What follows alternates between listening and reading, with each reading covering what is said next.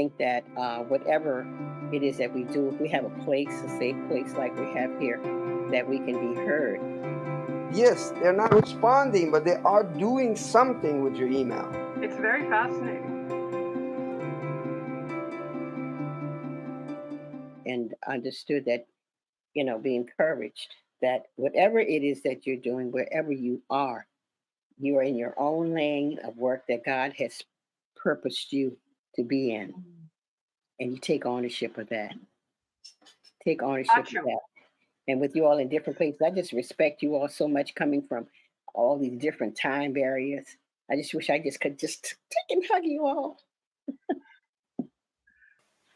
People say, well, I have all these people in Facebook, but how I don't have their emails. How can I email to them? Or there are people coming to my website, but I don't have their email either. But even let's say I do have their emails, how do I get their phone number? But even if you have their phone number, how do I know when is a good time to call them? And we don't know really what their interests are, because Yes. the final result to get really good donations from people is to actually talk to them. But you don't Yes. know which one of these people to call, even if you have their phone numbers. You don't know Mhm. who, because first of all, they might feel like you're pestering them if they're not ready to listen to you. So you don't want to call somebody that and harass people because they're not in the mood of charity right now. But somebody is and somebody is not. Whatever software you use, it needs to tell you how often are they engaged with your emails, I see. I how see. many Okay. times they open it, how many Yeah. times they click the links. If you see them really being involved with your email, then that's the time to call them. You're thinking, well, they're not responding to you. See, that's how you're measuring it, right? And Right. that's one measure.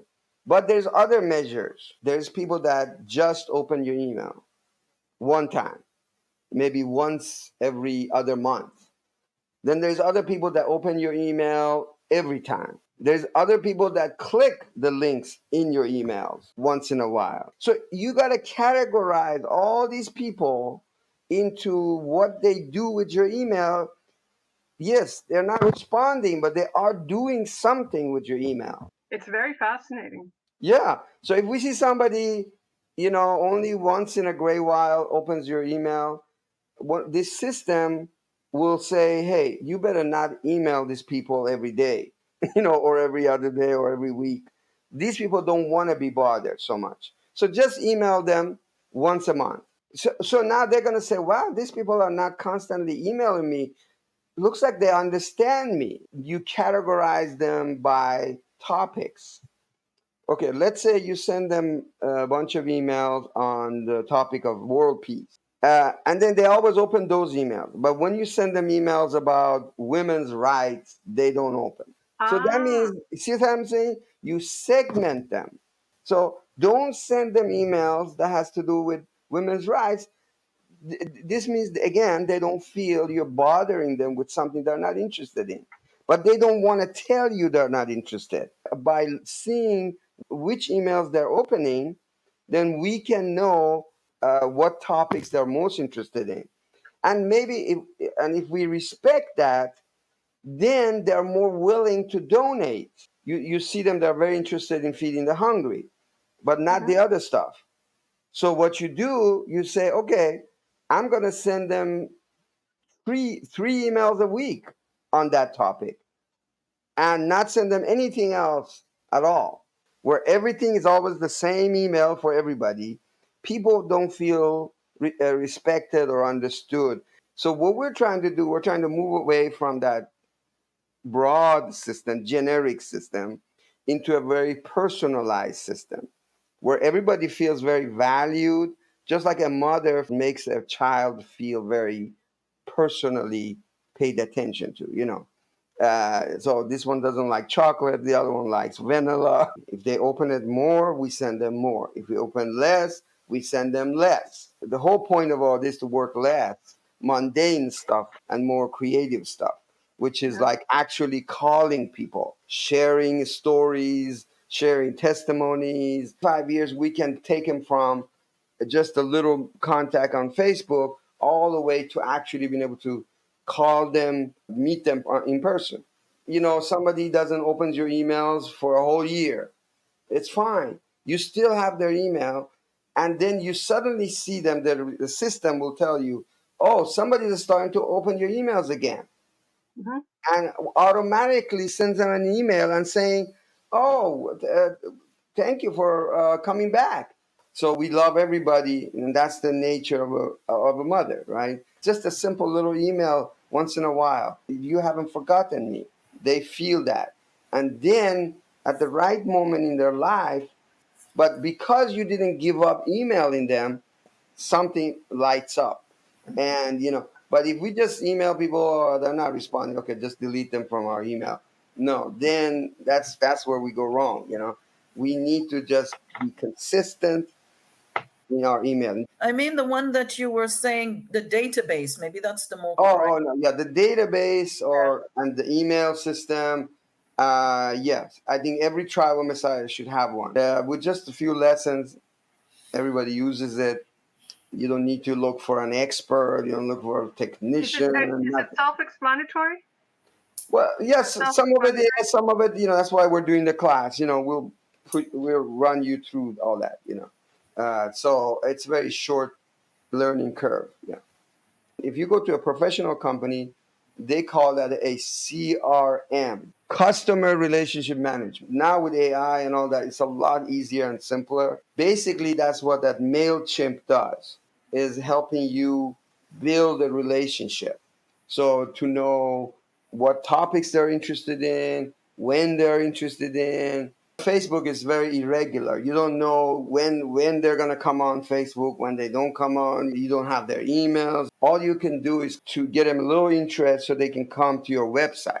Much as possible, I've tried to stay away from it because years ago I found it was so interesting. I'd go on there, and before you know it, I'm 4 hours looking from jumping from here to there to there.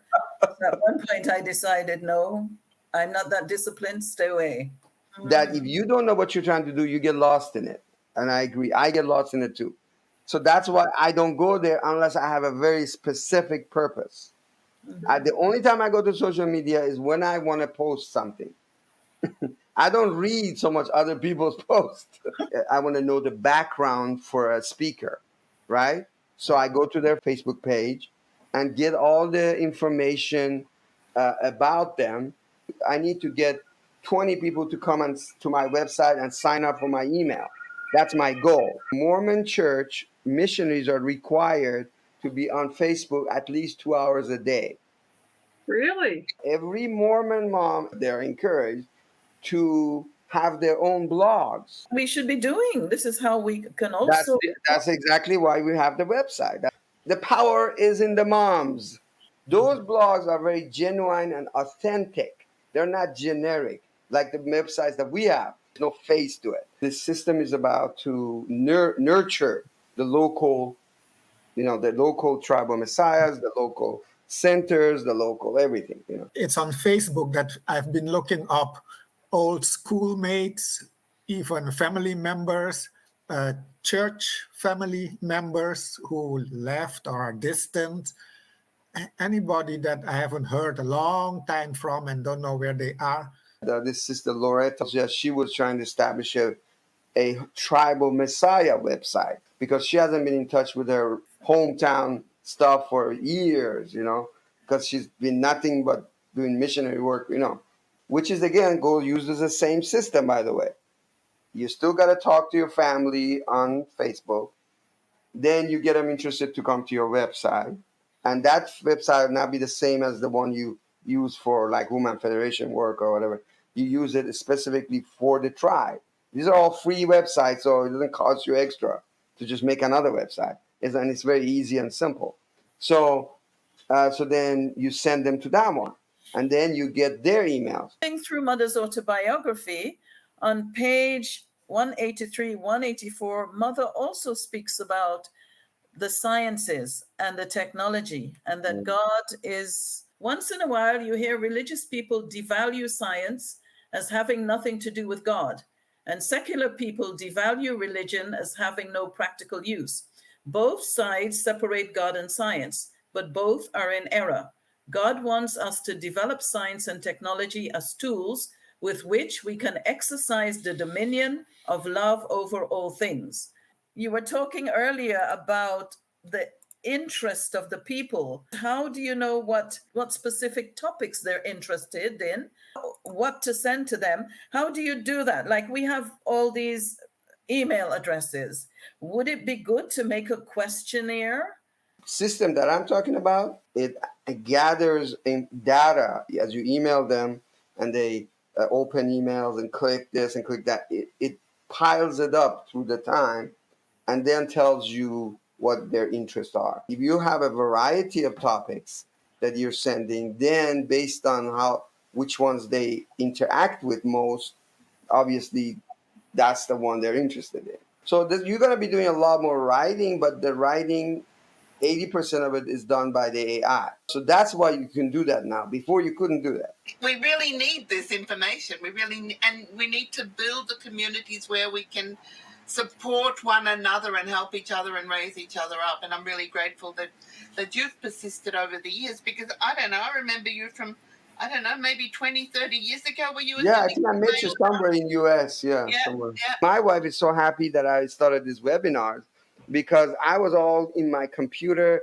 I wouldn't talk to nobody. I was like this caveman. I keep wanting to learn another software and another software, one after the other, But when I saw AI simplifies things, it doesn't make it more complicated. So somewhere in the circle, you haven't lost them yet. So you may just have their phone number, but you don't have anything else. That's still something. So then you can ask them, oh, could you send me your email? And the whole idea is to be very subtle about it, not pushy.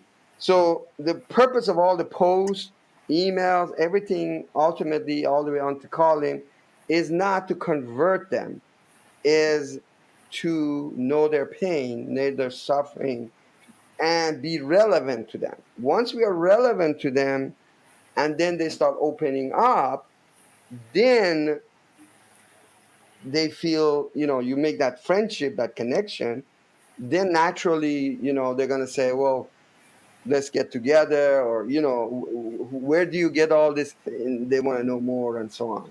But the problem is that we start with the event instead of all this before we invite them to an event or a lecture or whatever, but if we build this friendship with them, then, and this nurturing system, then, we have a solid foundation.